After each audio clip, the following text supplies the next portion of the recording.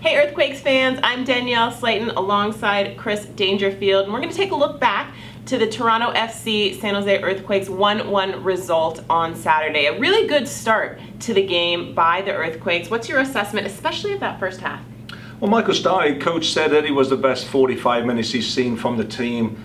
I think possibly with the exception of the Minnesota United game, which was the first game of the season, I would agree with him. I thought the team came out, they were aggressive, maybe against a TFC team that had played a couple of games in short time and were a little bit tired, but certainly they went at TFC, they created numerous chances, they used the players in the wide area well.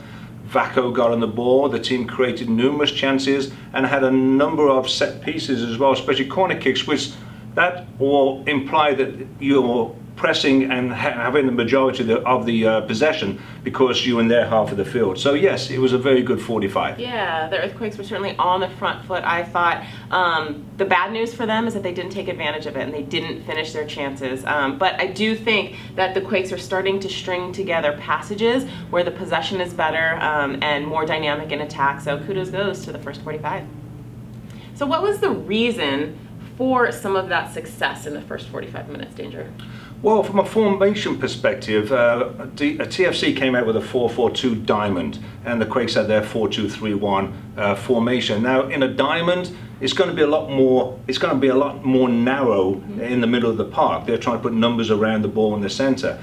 But what the Quakes always do well is attacking those wide areas. And with the ability of players like Flo Youngworth early in the game to switch the ball quickly with pace out to Nick Lima. And I also thought, to be honest, Joel Queberg did very well on the other side as well. But both Lima and Queberg got forward into those areas that were left by TFC. They used those spaces well. The key for that was the quick transitional switch of the play to those players, and that was an area where the Quakes created opportunities from. Vako getting on the ball also had the ability to slide and create things, especially for Queberg getting around him once or twice and creating opportunities for the Quakes. So overall, I thought that the formation of 4-2-3-1 gave them good numbers in the middle of the park and allowed the Quakes to use those outside channels to their effect. Yeah, played to the strength certainly of those two outside backs. And you got to give a little bit of credit too to Flo Youngworth. We talk so often about chemistry and center back pairings, and there's been a really strong chemistry developing between Harold Cummings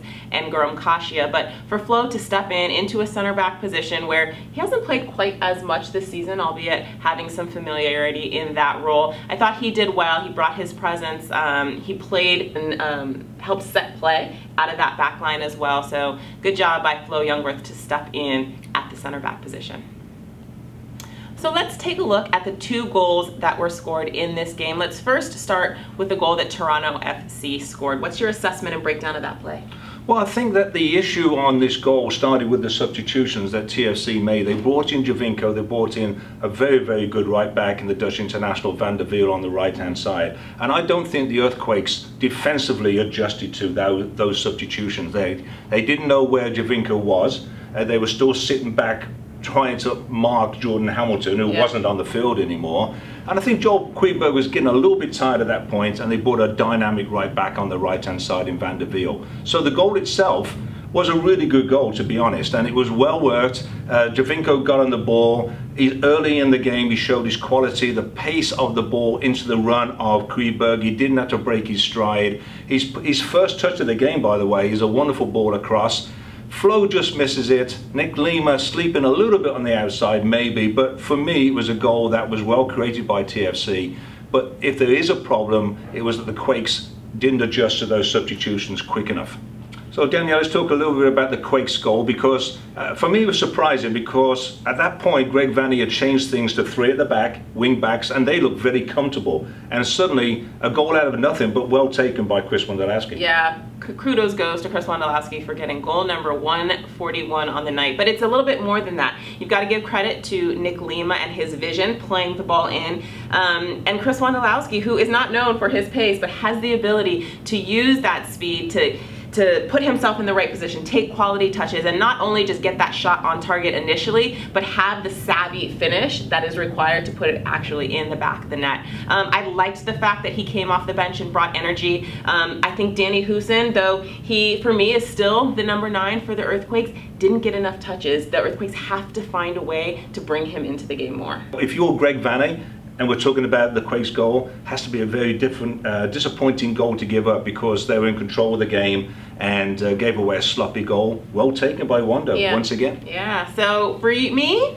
probably a fair result. The Earthquakes had chances that they didn't finish. Same goes for TFC. 1-1 is fair. Agree? Disagree? What do you think? No, I disagree on that one, because I thought that the Quakes did enough in the first half and created enough chances to be 2-0 up at halftime. And I think that would have put the game away. After saying that, they were very, very fortunate when the substitutions were made and Toronto scored the first, not to give up a second to Jonathan Osorio when he hit the post. So I disagree, but now I'm actually agreeing with it. How about that? Fair enough. We don't know what we're doing here. Just kidding. We totally do. Thanks for your time. We appreciate it. Thanks for looking back to TFC and the Earthquakes game this past weekend. 1-1 result. We look forward to the games coming up soon.